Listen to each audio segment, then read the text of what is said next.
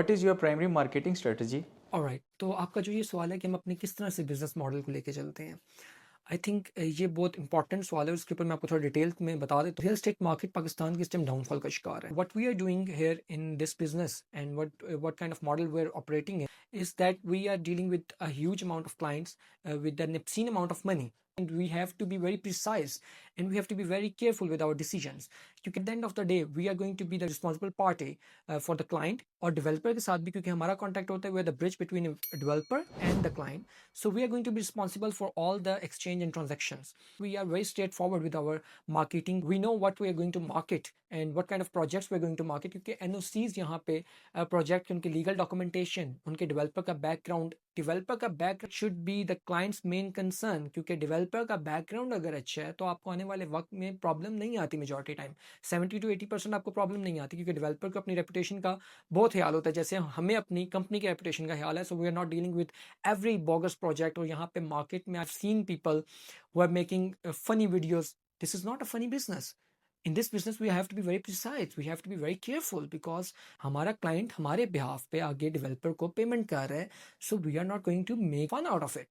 I'm very shocked, क्योंकि पाकिस्तान में यहाँ पे इस टाइम पे different आप platforms देखें and they are dealing in very casual way. This is not a way to deal in a business. The dealers community, आप अगर आप उनकी बात करें, real estate का downfall, we are responsible for the real estate of Pakistan, क्योंकि हमने हर किस्म के बोगस प्रोजेक्ट को पे मार्केट किया। हमारी कम्युनिटी ने हमने मार्केट किया, हमने क्लाइंट्स को सुनहरे हाथ दिखाए। At the end of the day we have to be responsible for the decision we are going to make on the behalf of the client. Islamabad में कोई प्लॉट में लेते हैं तो वो 30 से 35 लाख तक तो स्टार्टिंग है उसकी। अगर आप हाई रिस्क हमारी तरह कर रहे हैं तो वी नो दैट तकरीबन 15 मिलियन 20 मिलियन का प्रोजेक्ट के अंदर कोई भी एक यूनिट अगर क्लाइंट परचेज कर रहा है तो we have to be very careful with the decision we are making.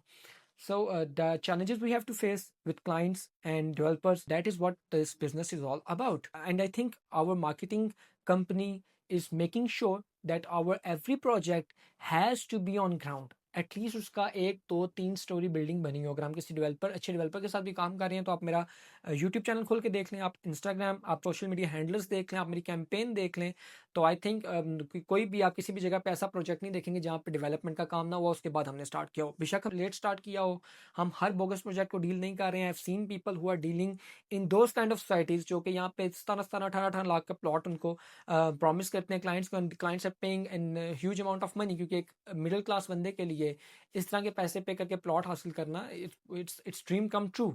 और वो प्रोजेक्ट्स अभी भी -50% में उनकी फाइल्स हैं, -60% में उनकी फाइल्स हैं। तो I think that's not going to happen in this office. I am not going to criticise anybody, हर किसी का अपना मतलब होता है। बट मैंने यहाँ पे बहुत बड़े यूट्यूब चैनल्स को देखा है जो कि रियल एस्टेट मार्केट में इनका एक नाम है और वो इसको डील कर रहे हैं कि क्लाइंट्स मेरे पास सिस्टम आते हैं, वो बताते हैं कि हमारे पास ये फाइल है और ये अब सेल करनी है, फलाने ब्लॉक की है, फलाने साल में ली थी, अभी तक यहाँ पे कुछ नहीं। मैं तो वो चीज़ें देखें, that is the main concern of our company, कि हम ऐसे प्रोजेक्ट्स को डील ना करें जहाँ पे कल को हम किसी क्लाइंट के साथ उन हमारी रेपुटेशन पे कोई फ़र्क आए।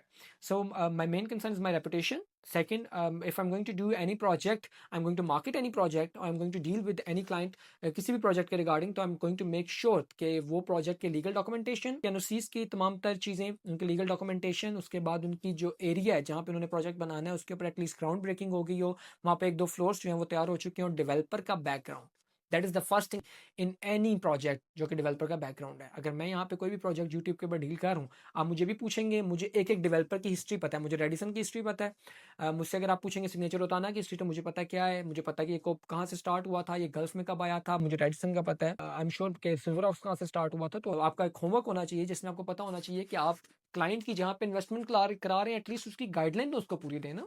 सो यही मॉडल देख के हम इंशाल्लाह दुबई में भी आएंगे, और दुबई में भी हमारा क्योंकि आने वाले वक्त में हम वहाँ पे डील करेंगे, और हमारा बहुत स्ट्रेट फॉरवर्ड है अपने क्लाइंट्स के साथ भी और अपने डेवलपर के साथ भी, कि we only deal with the people who are authentic and who knows what they are going to buy and who knows what they are selling.